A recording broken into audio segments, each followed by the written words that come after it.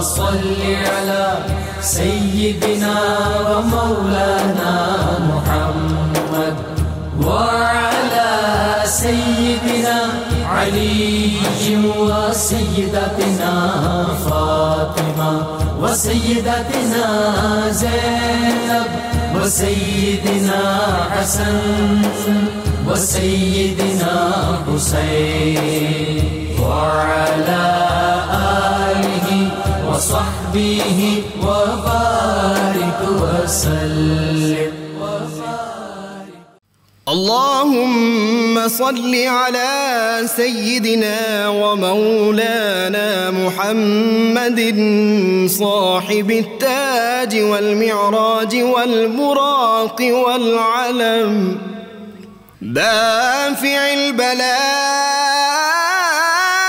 والوباء والقحط والمرض والألم اسمه مكتوب مرفوع مشفوع منقوش في اللوح والقلم سيد العرب والعجم اسمه مقدس معطر مطهر منور في البيت والحرم شمس الضحى بدر الدجى صدر العلا نور الهدى كهف الورى مصباح الظلم جميل الشيم شفيع الأمم صاحب الجود والكرم والله عاصمه وجبريل خادمه والبراك مركبه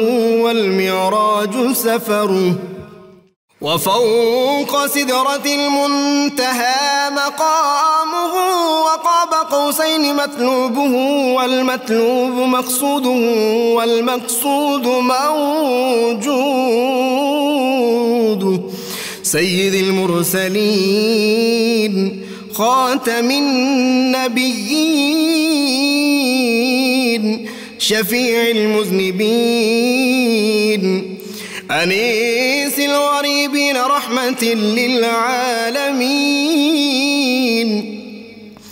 راحة العاشقين مراد المشتاقين شمس العارفين سراج السالكين مصباح المقربين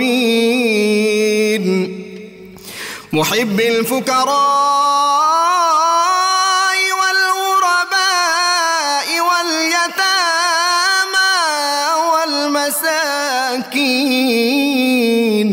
سيد الثقلين نبي الحرمين إمام القبلتين وسيلتنا في الدارين صاحب قاب قوسين محبوب رب المشرقين ورب المغربين جد الحسن والحسين مولانا ومولى الثقلين سيدنا أبي القاسم محمد بن عبد الله نور من نور الله يا أيها المشتاقون بنور جماله بلغ العلا بكماله كشف الدجى بجماله حصنت جميع خصاله صلوا عليه وآله وأصحابه وسلموا تسليما. اللهم صل على سيدنا ومولانا محمد. बिस्मिल्लाहिर्रहमानिर्रहीम। अस्सलाम वालेकुम नाज़रीन, प्रोग्राम सुबह नूर के साथ आपका मेज़बान नज़ीर अहमद गाज़ी हाजिर है। नाज़रीन कराम, हज़रत अबू अनीस मोहम्मद बरकत अली साहब रहमहुल्लाह की मशहूर तालीफ़ अस्माउन नबील करीम सल्लल्लाहु अलैहि वसल्लम से एक इसमें मुबारक पढ़ने की सआदत हासिल कर रहा हूँ।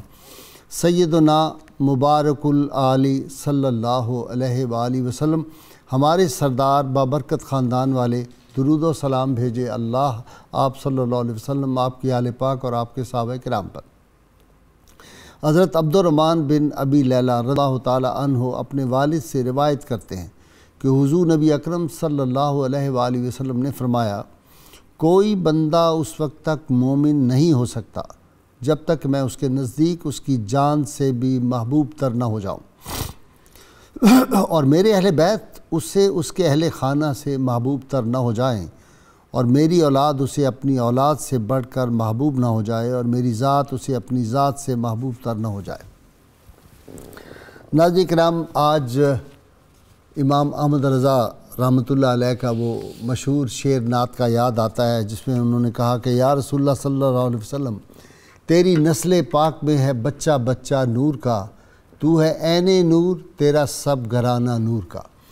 آج ایک ایسے نوری وجود کا تذکرہ پاک کرنے کی ہم سعادت حاصل کر رہے ہیں، اور آج ان کا یوم ولادت ہے، جن کی ولادت کی پیش گوئی رحمت کونین صلی اللہ علیہ وسلم نے خود دی تھی۔ یہ وہ ہستی پاک ہے ناظرین کرام جن کے رگ و ریشے شریانوں اور وریدوں میں نور مصطفیٰ صلی اللہ علیہ وسلم موجزن تھا۔ میں خون نہیں کہا کرتا، اس کا نور مصطفیٰ صلی اللہ علیہ وسلم میں عرض کیا کرتا ہوں۔ ان کو علم کسبی بھی حاصل تھا، علم نسبی بھی حاصل تھا، اور علوم لدنی بھی اللہ تعالیٰ نے وافر عطا کیے تھے، اور کیوں نہ ہوتے۔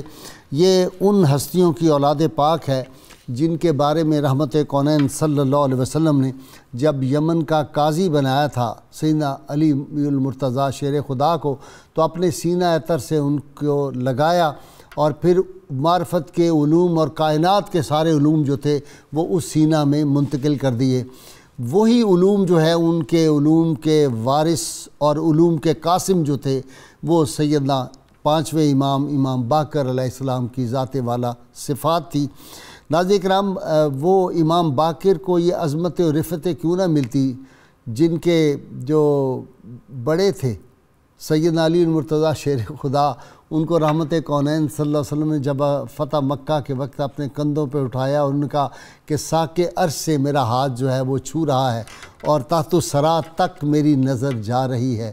وہ سارے علوم کے وارث جو ہوں گے ان میں پھر کون سی کمی رہ جاتی ہے؟ اسی لیے وہ جو شاہ روم تھا، اس کا جو بڑا غرور اور کبر تھا اپنی معاشیات کے حوالے سے، وہ کس طرح زمین بوس ہوا، یہ میرے اسکالر حضرات آج آپ کے سامنے بیان کریں گے۔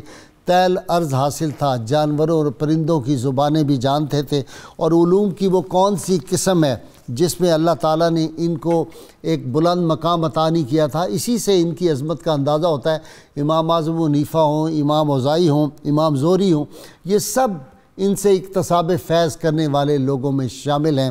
ناظرین کرام، جرت، ہمت اور آپ کی وہ جو جرت ہے اس وقت کے ظالم بادشاہوں کے درباروں میں کلمہ حق کہنے کی، حیران ہو جاتا ہے آدمی۔ اور خود فرمایا کرتے تھے کہ رسول اللہ کی اولاد جو ہے یہ علم الہی کے دروازے ہیں، ہم اہل بیت اطہار علم الہی کے دروازے ہیں، رضا الہی تک پہنچنے کے ہم راستے ہیں، اور جنت کی طرف لے جانے والے ہیں۔ وہ مجھے حدیث پاک یاد آتی ہے کہ جو خطبہ حجۃ الوداع میں فرمایا تھا کہ دو چیزوں کو تم تھام کے رکھنا، ایک اللہ کی کتاب اور ایک میرے اہل بیت۔ تو یقیناً جو اہل بیت کا دامن تھام لیتے ہیں وہی جنت کے حقدار بنتے ہیں۔ اور شواہد النبوہ میں عاشقوں کے امام حضرت عبد الرحمن جامی رحمۃ اللہ علیہ جو تھے، وہ اہل بیت اطہار کی جو شان بیان کرتے ہیں، تو ان کا قلم اور ان کی زبان کاش ہمارے پاس ہوتی، اور میں امام باقر علیہ السلام کی عظمتیں اور رفتیں جو ہے وہ بیان کرتا۔ بچپن میں جس طرح کے مشکل حالات اور کربلا کا سانحہ ان کی نظروں میں نقش ہو گیا تھا، چاہے عمر اس وقت 2.5 برس یا 3 برس کی ان کی عمر تھی، جو اہل نظر تھے وہ ان کی کتنی عزت کرتے تھے۔ حضرت عمر بن عبدالعزیز رضی اللہ تعالیٰ عنہ کی جب یہ جاتے تھے دربار میں، اٹھ کے کھڑے ہو جاتے، سینے سے لگاتے، ان کے ہاتھوں کو بوسہ دیتے، ان کی پیشانی کو بوسہ دیتے، اور جب خلافت کے منصب پہ متمکن ہوئے تو پہلے ان کو بلایا اور بلا کر حضرت میری رہنمائی فرمائیں۔ آپ نے بڑی کمال کی بات کی، آپ نے کہا بھئی نصیحت تمہیں یہ ہے کہ بڑوں کو اپنے باپ کی طرح سمجھنا، بھائی اپنے برابر عمر کے اپنے بھائی کی طرح سمجھنا، اور اپنے سے چھوٹی عمر کے لوگوں کو اپنی اولاد سمجھ لو گے تو ساری ریاست جو ہے وہ خوشحال بھی ہو جائے گی، سارے معاملات بھی بہتر ہو جائیں گے۔ ناظرین کرام، حضرت سیدنا عمر رضی اللہ تعالیٰ عنہ کا قول مبارک ان کو بہت پسند تھا، اور امام باقر علیہ السلام اس کو دہرایا کرتے تھے. فرماتے تھے جب تم کسی عالم اور قاری کو دیکھو کہ وہ مالداروں سے تعلق رکھتا ہے تو سمجھ لو کہ وہ دنیا دار ہے، اور جب اسے دیکھو کہ بادشاہوں کے آس پاس رہتا ہے، ان کی جبہ سائی کرتا ہے، تو وہ چور ہے، کیونکہ اس کا مقصد دنیا کا مال بٹورنا ہے. اللہم صلی علی سیدنا و مولانا محمد وعلی سیدنا علی و سیدتنا فاطمہ و سیدتنا زینب و سیدنا حسن و سیدنا حسین وعلى آله وصحبه وبارك وسلم.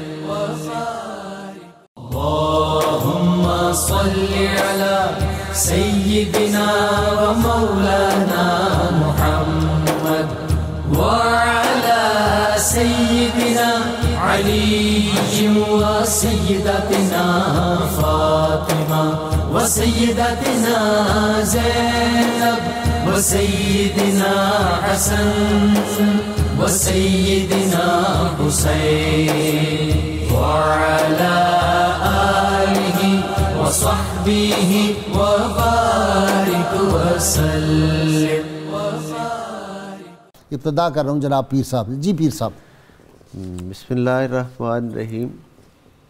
حضرت امام محمد باقر علیہ السلام آل بیت اطہار میں 5ویں امام ہیں، اور آپ کے نام مبارک کی بھی، آپ کے لقب کی بھی اور آپ کے کام کی بھی پیشین گوئی خود ذات رسالت مآب صلی اللہ علیہ وآلہ وسلم نے فرمائی تھی. 1 رجب 57 ہجری آپ کا یوم ولادت ہے، اور اس اعتبار سے 1384 آج یوم ولادت آپ کو اور آپ کے ذریعہ سے تمام ناظرین و سامعین کو بہت زیادہ مبارک ہو.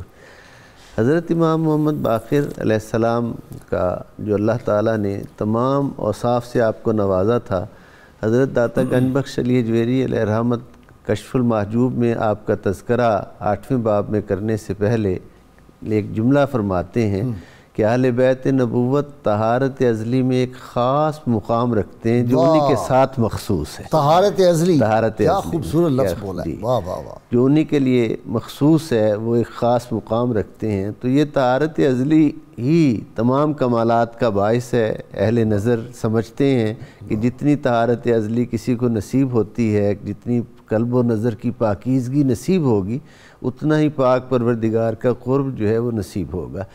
اور یہ بات ارباب علم و دانش سے مخفی نہیں ہے کہ علم ہی وہ فضیلت ہے جس کی وجہ سے انسان اشرف المخلوق ٹھہرا اور مسجود ملائک ٹھہرا.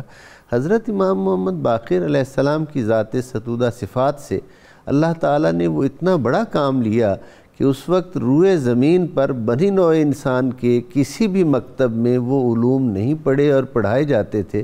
کسی دانشگاہ میں، کسی یونیورسٹی میں جو آپ نے مسجد نبوی میں بیٹھ کر جن علوم کو پڑھانا شروع کیا اور تشریحات کرنا شروع کی، اور انسانیت کو اس دور میں وہ شعور و آگہی عطا کیا جو حضور صلی اللہ علیہ وآلہ وسلم کی بشارت کا مظہر بن کر سب کے سامنے آیا. یہ فیضان نظر تھا یا کہ مکتب کی کرامت تھی. سکھائے کس نے اسماعیل کو آداب فرزندی.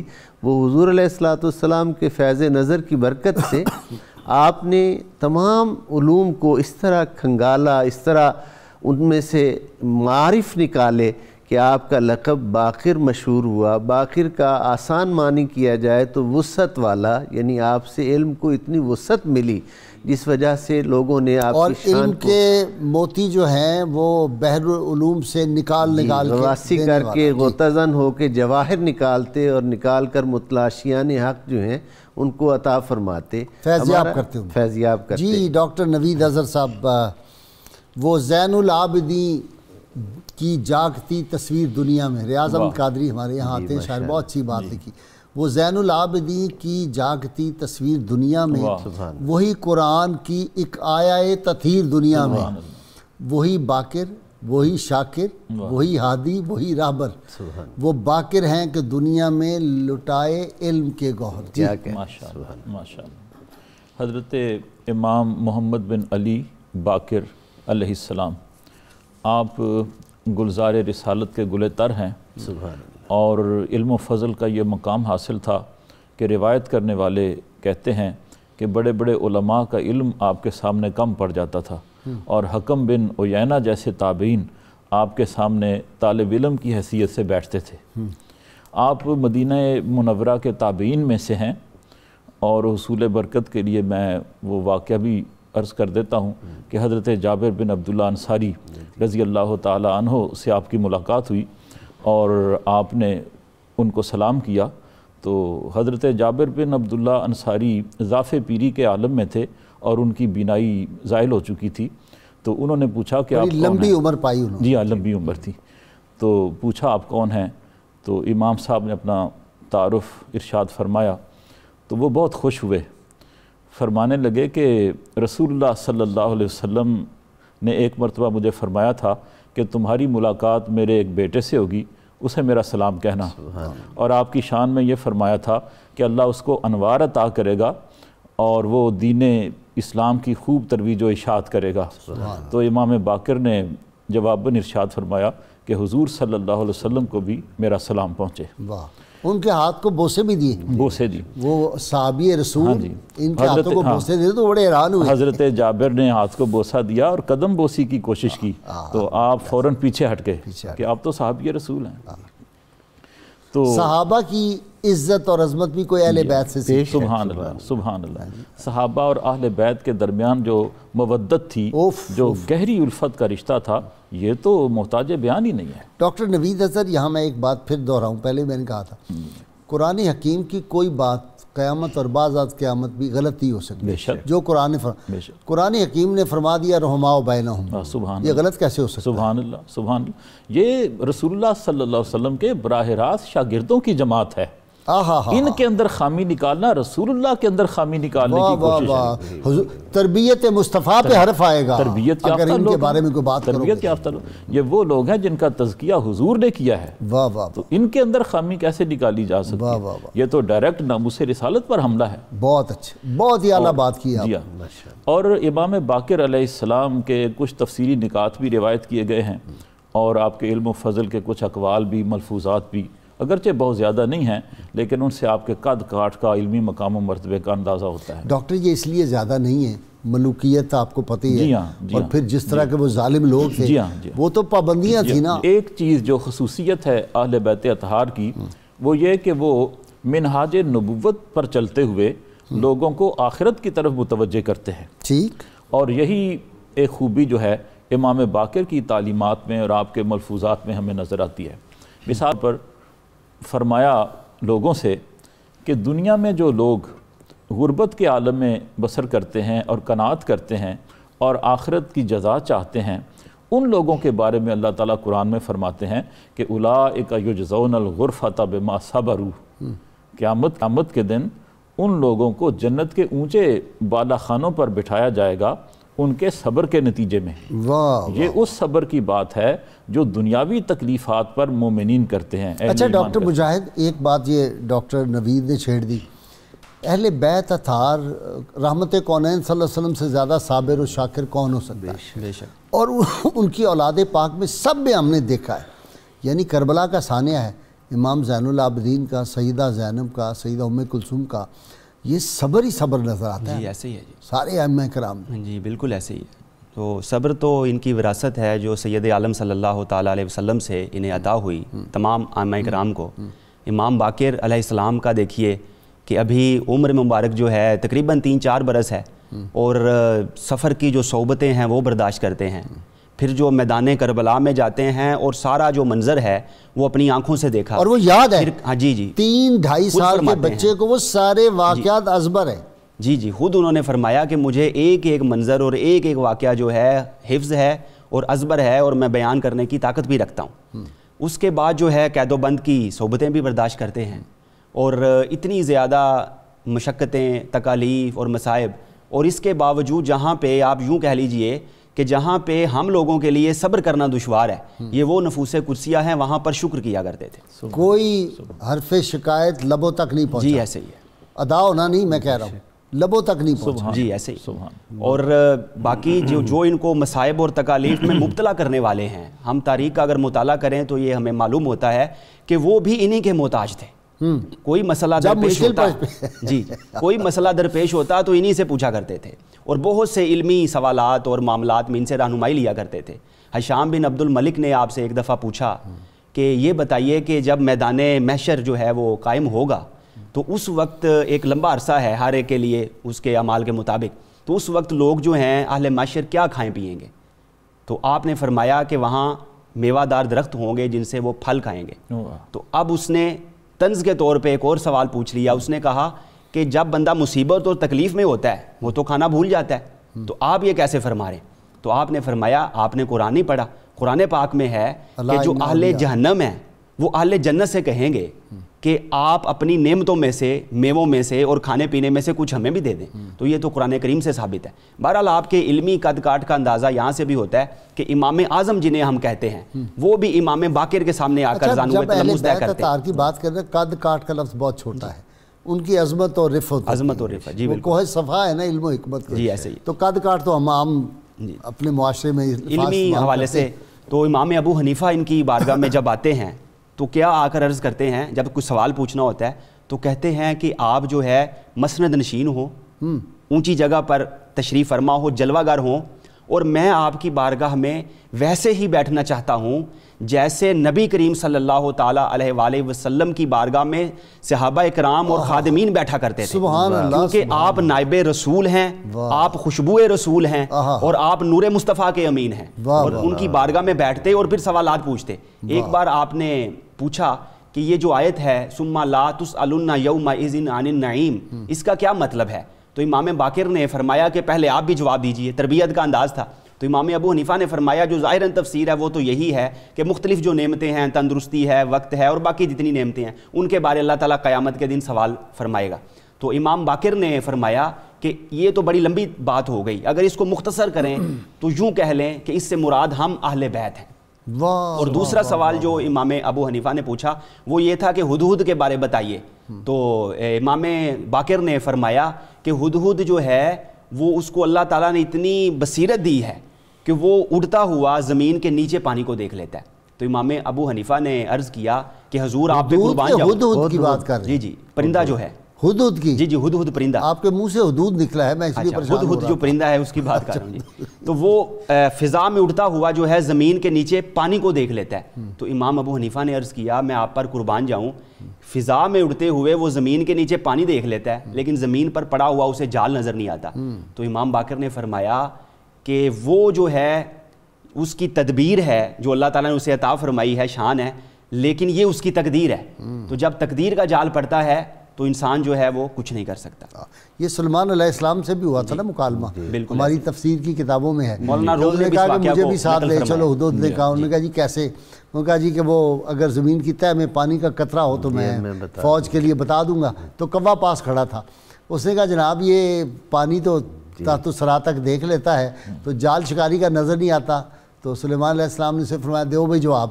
تو ہدہد نے کہا جی وہ میری تقدیر ہے، تقدیر کے آگے کچھ نہیں چلتا. جی حضرت امام محمد باقر علیہ السلام کے بارے میں کشف المحجوب سے میں عرض کر رہا تھا. حضرت عطا گنج بخش علی جویری علیہ رحمت فرماتے ہیں کہ آپ نے سورہ بقرہ کی مشہور آیت فمن یکفر بالطاغوت ویؤمن باللہ فقد استمسک بالعروۃ الوثقی، ہاں جی، اس کی تفسیر کرتے ہوئے آپ نے فرمایا کہ وہ تیرا طاغوت کیا ہے جو تجھے یاد الہی سے غافل کرتا ہے، وہی تیرا طاغوت ہے.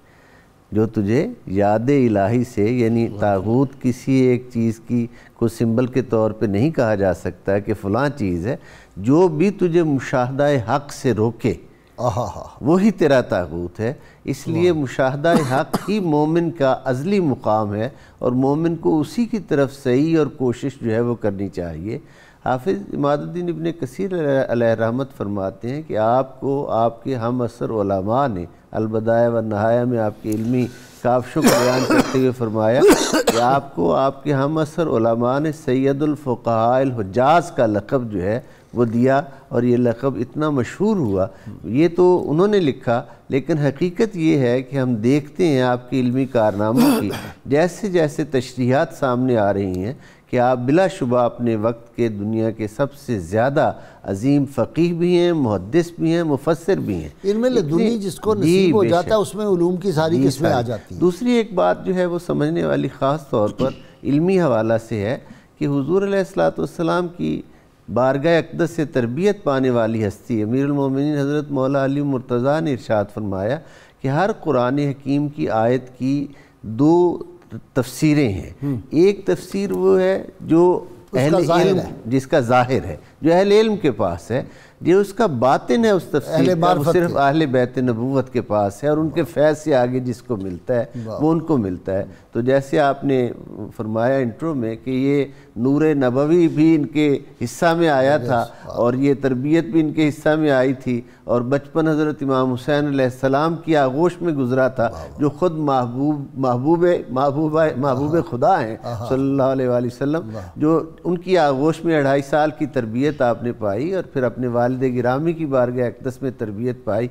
ہم آج طریقہ تدریس دنیا میں اگر دیکھا جائے تو یہ ہے کہ شاگرد مختلف علوم کے لیے مختلف اساتذہ سے اکتساب فیض کرتے ہیں، لیکن حضرت امام محمد باقر علیہ السلام کی عظمت اور شان یہ ہے کہ آپ کی بارگاہ اقدس میں مضامین بھی بدلتے تھے، طلبہ بھی بدلتے تھے، استاد ایک ہی ہوتا ہے۔ اللہم صلی علی سیدنا و مولانا محمد وعلی سیدنا علی و سیدتنا فاطمہ و سیدتنا زینب و سیدنا حسن و سیدنا حسین وعلى آله وصحبه وبارك وسلم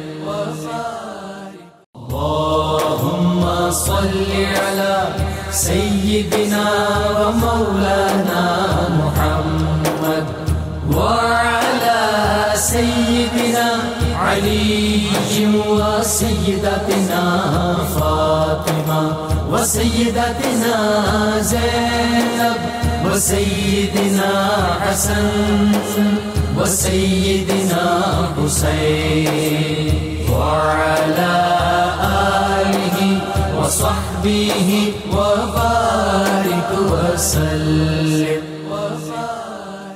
جی مجاہد، کرامات تو بڑی معمولی چیزیں، ان کے گھر کے کھلونے ہیں کرامات۔ جی ایسے ہی، لیکن یہ کثیر الکرامت تھے۔ علامہ نبھانی نے لکھا کہ جو معجزہ ہوتا ہے، علامہ یوسف نبھانی رحمۃ اللہ، کیا عشق رسول تھا جی، کیا یاد کرا دیا، بہت بڑی شخصیت۔ تو وہ لکھتے ہیں کہ جو معجزہ ہوتا ہے اللہ تعالیٰ اس کا فیضان اولیاء اللہ کو بھی عطا فرماتا ہے، اور جب اس کا فیضان اولیاء اللہ کے ہاتھ سے ظاہر ہوتا ہے تو اسے ہم کرامت سے تعبیر کرتے ہیں۔ تو ان کی لیکن اصل وہ فیض نبوت ہی ہوتا ہے، فیض نبوت ہے۔ نبی کریم صلی اللہ تعالیٰ علیہ وآلہ وسلم کے کمالات کا اظہار ان کی شخصیت سے نظر آتا ہے۔ جیسے ایک شخص آپ کی بارگاہ میں آ کر اس نے کہا کہ اللہ پر بندے کا حق کیا ہے۔ ایک دفعہ سوال پوچھا، آپ نے منہ پھیرا، مطلب 3 دفعہ یہ سوال ہوا۔ اس کے بعد آپ نے فرمایا کہ میرا حق اللہ پر یہ ہے کہ اگر میں درخت کو بلاؤں تو وہ بھی میری خدمت میں حاضر ہو جائے۔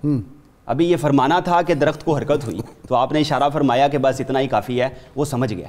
اور جو آپ بات فرما رہے ہیں، ایک ابو بصیر نامی شخص تھا، وہ آپ کی بارگاہ میں آیا اور اس نے آ کر کہا کیا یہ بات درست ہے کہ جتنے کمالات اللہ تعالیٰ نے تمام انبیاء کرام کو عطا فرمائے ہیں وہ صرف نبی کریم صلی اللہ علیہ وسلم کی ایک ذات میں تمام رکھ دیے، اس کے علاوہ بھی بہت سے ہیں۔ دم عیسیٰ ید بیضا داری آنچ خوبہ ہما دارن تو تنہا داری۔ جی، تو وہ تمام تو اس سے کمالات پہلے کا جو ماضی تھا ہزاروں کا صحیح، اب جو تا حشر کا فردہ ہے وہ تنہا تیرا۔ کیا کہنے، کیا کہنے۔ تو جتنے کمالات انبیاء کے منفرد تھے، الگ الگ تھے، وہ سارے ذات مصطفیٰ میں جمع ہوئے۔ کیا یہ بات درست ہے؟ امام باقر سے پوچھا اس نے، آپ نے فرمایا بالکل درست ہے۔ تو اس نے دوسرا سوال پوچھا، کیا یہ بھی درست ہے کہ کمالات نبوت میں سے آپ کو بھی حصہ ملا ہوا ہے؟ انہوں نے فرمایا یہ بھی درست ہے۔ تو اس نے کہا اچھا پھر تو آپ اندھوں کو شفا یاب بھی کر لیتے ہوں گے، کیونکہ حضرت سیدنا عیسیٰ علیہ السلام کا معجزہ ہے۔ صحیح۔ تو آپ نے فرمایا بالکل، وہ اصل میں نابینا تھا، تو وہ آگے ہوا، اس نے کہا کہ مجھے پھر شفا عطا فرمائے۔ آپ نے اس کی آنکھوں پہ ہاتھ پھیرا, وہ بالکل بینا ہو گیا. اس کے بعد جو آپ نے اس سے سوال پوچھا کہ کیا تم یہ چاہتے ہو کہ تمہاری بینائی قائم رہے اور اللہ تعالیٰ کی بارگاہ میں حساب کے لیے پیش ہو جاؤ, یا یہ چاہتے ہو کہ بینائی واپس لوٹ جائے اور تم بلا حساب جنت میں داخل ہو جاؤ؟ اس نے کہا میں یہی چاہتا ہوں کہ میں بلا حساب جنت میں داخل ہو جاؤں, مجھے بینائی کی جو ہے وہ حاجت اور ضرورت نہیں ہے.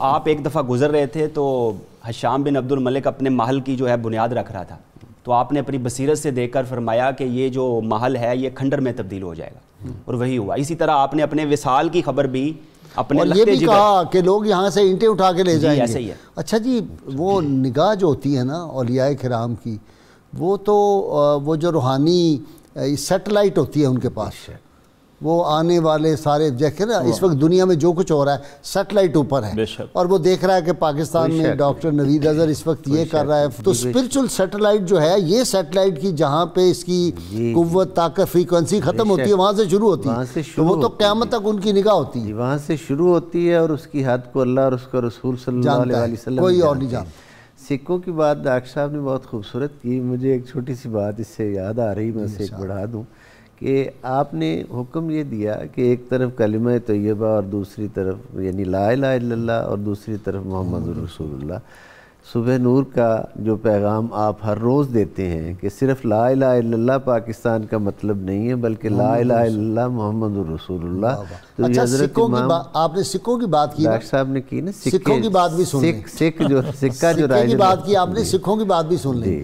بابا گرو نانک جو تھے, ان کا جو جبہ ہے, آپ کو پتہ ہے اس کے سامنے آیت الکرسی ہے, اس پہ وہ کڑھائی کی ہوئی, اور پیچھے چاروں کل ہیں. بے شک, اور یہ جبہ وہ پہنتے تھے خاص, بہت زیادہ عقیدت انہیں. میں نے کہا سکھوں کی بات ہے تو سکھوں کی بات بے شک, بہت خوب. حضور علیہ السلام کی بارگاہ بے کس پناہ سے جو انہیں عقیدت ہے کہ انہوں نے حضور کے نام مبارک کی عادات 92 اس پر نام و جسبت کا 154 داؤ لگاؤ, وہ اس پہ پورا قطع کہا ہے انہوں نے, دور لا کے 5 کیجیو, پیچھے بھوگ لگاؤ وغیرہ وغیرہ. جی 92 عدد جو ہے دوسری طرف ہم چلے جائیں گے, اس لیے میں نے کیا. تو یہ جو یہاں سے ہر روز جو پیغام دیا جاتا ہے, یہ فیض ہے حضرت امام محمد باقر علیہ السلام کے اس وقت کا. امت مسلمہ کو یہ پیغام ہے کہ فقط توحید اس وقت تک قابل قبول نہیں ہے جب تک اس کے ساتھ رسالت کا اقرار نہ کیا جائے.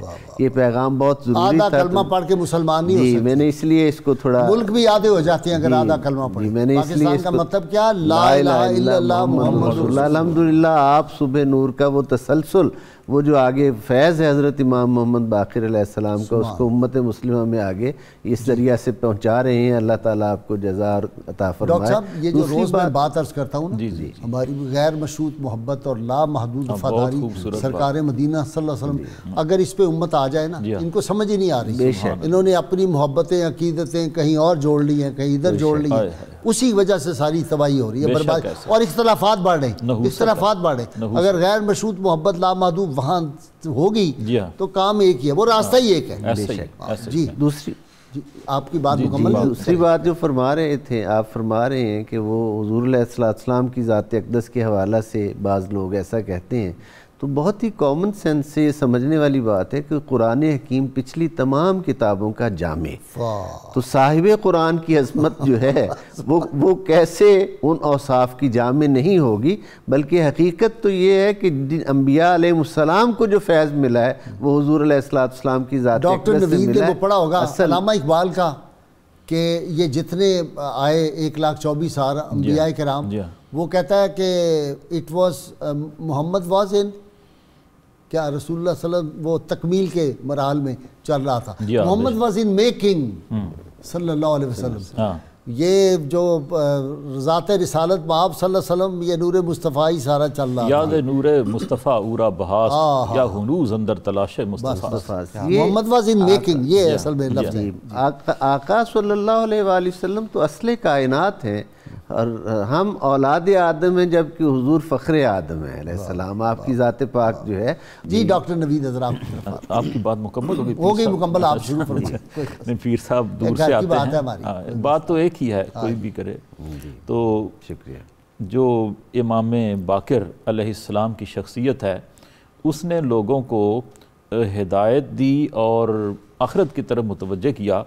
آپ گزر رہے تھے ایک مرتبہ بادشاہ وقت حشام بن عبد الملک کے محل کے پاس سے، تو فرمایا دنیا کی یہ حیثیت ہے کہ ایک دن اس کی بنیادیں کھود دی جائیں گی اور یہ کھنڈر میں تبدیل ہو جائے گا۔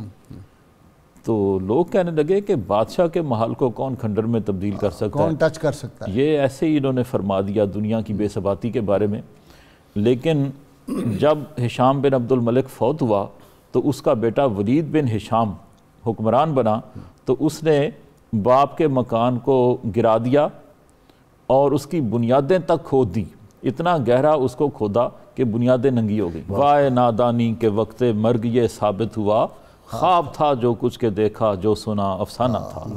اور نذیر اکبر آبادی کا بڑا خوبصورت شعر ہے، کہتے ہیں کہ جس کام کو جہان میں آیا تھا تو نذیر، خانہ خراب تجھ سے وہی کام رہ گیا۔ تیرا مقصد تخلیق تو کوئی اور تھا۔ اب یہ جو واقعہ ہے کہ اتنا کھودا بیٹے نے باپ کے محل کو کہ اس کی بنیادوں کے پتھر ننگے ہو گئے، تو آپ کی پیش گوئی سچ ثابت ہو گئی۔ جی ڈاکٹر مجاہد، وہ یاد آ رہا ہے شعر کہ تو آیا تھا تو روتا تھا، تجھے سب دیکھ کے ہنستے تھے، اب ایسی کار کر بندے وہ روتے ہوں تو ہنستا ہو۔ کیا بات ہے جی، اصل میں آپ کی عبادت کے حوالے سے بھی عرض کرنا چاہتا ہوں، گریہ زاری رونے کی آپ نے حوالے سے فرمایا کتنا اہم ہے۔ جی جی، جیسا کہ علامہ اقبال نے بھی فرمایا کہ بعض جو منازل کی طرف جب انسان بڑھتا ہے تو اس کو ایک لمبا عرصہ لگ جاتا ہے، صدیاں لگ جاتی ہیں، لیکن ایک وہ صدیوں کا سفر طے کروا دیتی ہے۔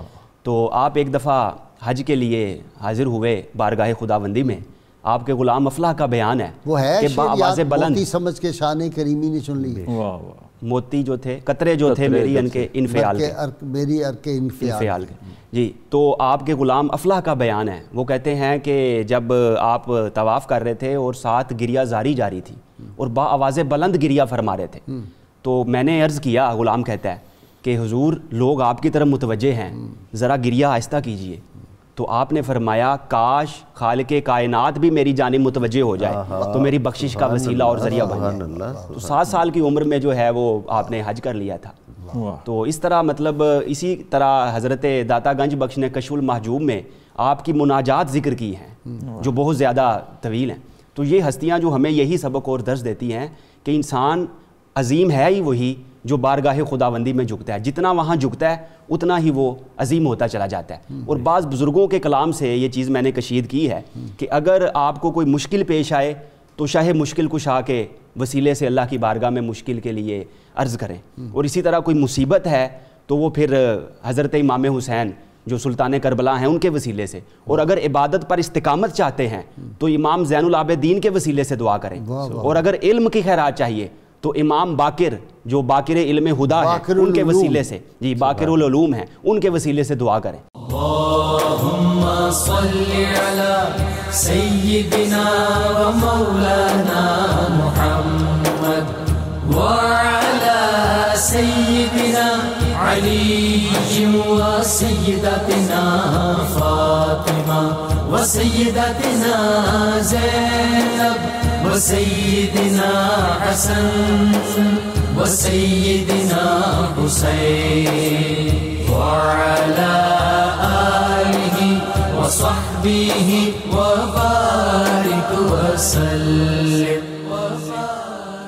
اللہم صلی علی سیدنا و مولانا محمد وعلی سیدنا علی و سیدتنا فاطمہ و سیدتنا زینب و سیدنا حسن و سیدنا حسین وعلی آلہ وصحبہ وبارک وسلم۔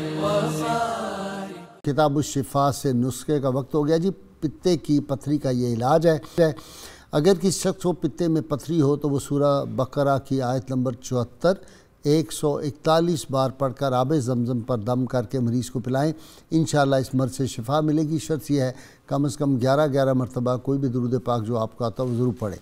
سیدہ امام محمد باقر علیہ السلام فرماتے ہیں ایک نفع پہنچانے والا عالم 70,000 عابدوں سے بہتر ہے۔ عالم کی صحبت میں لمحہ بھر بیٹھنا 1 سال کی عبادت ہے۔ جی حافظ صاحب، علوم آل محمد کا آسمان باقر، علوم آل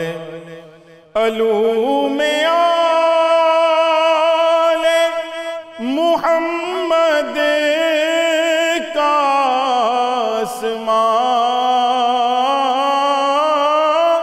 باقر، رموز کون و مکان کا ہے رازداں باقر،